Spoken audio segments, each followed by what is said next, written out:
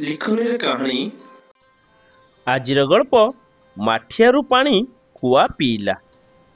ଦିନକର କଥା, ଗୋଟିଏ କୁଆ ଗ୍ରୀଷ୍ମ ଦିନେ ଉଡ଼ି ଉଡ଼ି ଯାଉଥିବା ବେଳେ ତାକୁ ଶୋଷ ଲାଗିଲା। ଖରାବେଳେ କୁଆକୁ ପାଣି ପିଇବାକୁ କୋଉଠି ବି ମିଳିଲା ନାହିଁ। ମାତ୍ର କିଛି ଦୂର ଗଲା ପରେ ସେ କୁଆ ଦେଖିଲା ଗୋଟିଏ ମାଠିଆରେ କିଛି ପାଣି ଅଛି, କିନ୍ତୁ ପାଣି ବହୁତ କମ୍ ଥିବାରୁ ସେ କୁଆ ତାକୁ ମୁଟେ ପିଇ ପାରିଲା ନାହିଁ।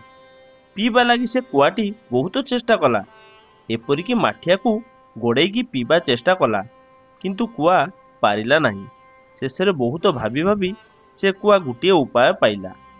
ପାଖରେ ପଡ଼ିଥିବା ଛୋଟ ଛୋଟ ଗୁଡ଼ି ଆଣି ସେ ମାଠିଆରେ ପକାଇଲା ଓ ସେଥିରେ ଥିବା ପାଣି ଉପରକୁ ଧୀରେ ଧୀରେ ଉଠିଲା।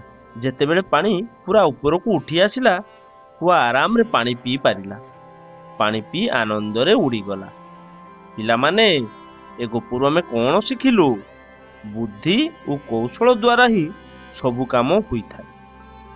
ଦର୍ଶକ ବନ୍ଧୁ, କ୍ଷୁଦ୍ର ଗଳ୍ପ ସାହାଯ୍ୟରେ ଆପଣମାନଙ୍କୁ ଏଣ୍ଟରଟେନମେଣ୍ଟ କରିବା ଏହା ମୋର ଛୋଟିଆ ପ୍ରୟାସ।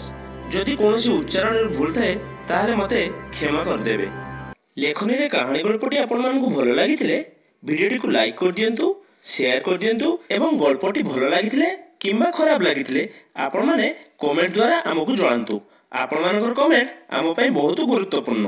ଦର୍ଶକ ବନ୍ଧୁ, ଏମିତି ଭଲ ଭଲ ଗଳ୍ପ ଶୁଣିବାକୁ ଚାହୁଁଥିଲେ ଚ୍ୟାନେଲଟିକୁ ସବସ୍କ୍ରାଇବ କରିଦିଅନ୍ତୁ ଏବଂ ପାଖରେ ଥିବା ବେଲ୍ ଆଇକନଟିକୁ ଦବାଇ ଦିଅନ୍ତୁ, ଯାହାଫଳରେ ଭିଡ଼ିଓର ପ୍ରଥମ ନୋଟିଫିକେସନ ଆପଣ ପାଇପାରିବେ। ଦର୍ଶକ ବନ୍ଧୁ, ପୁଣି ଆଉ ଥରେ ଦେଖା ହେବ ଲେଖନୀର କାହାଣୀରେ ଆଉ ଗୋଟେ ଅଧ୍ୟାୟରେ। ସେ ପର୍ଯ୍ୟନ୍ତ ରହୁଛି, ନମସ୍କାର।